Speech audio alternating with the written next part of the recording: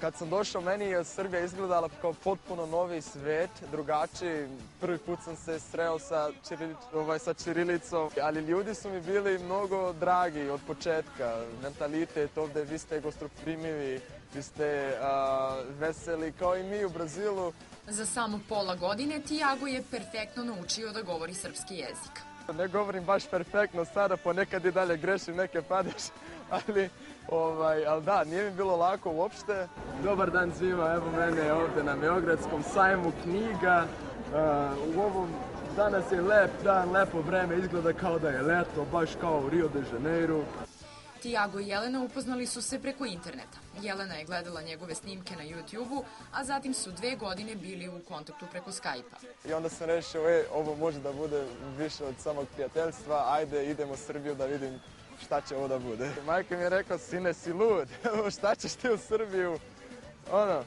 A ja sam rekao ne, ja mislim, oni misle da je opasno ovde, da ovde neki ljudi to misle da je ratno stanje u Srbiji.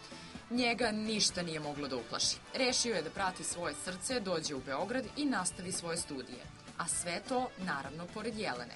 Studiram turizam, sada sam već pri kraju, fali mi samo diplomski rad da pišem, ali već se bavim uglavnom promocijom turizma u Srbiji.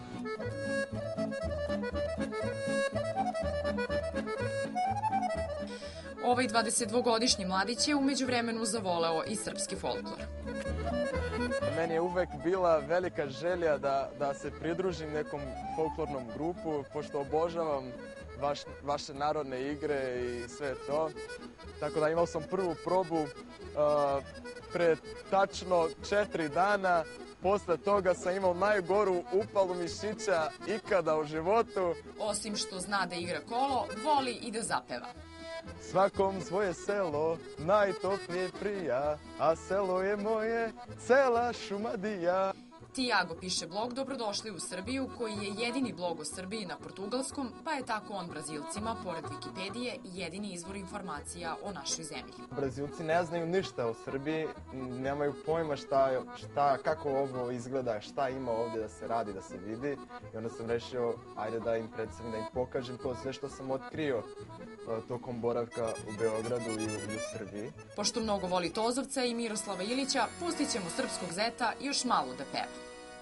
Svakom svoje selo najtoplije prija, a selo je moje odavde do Rija.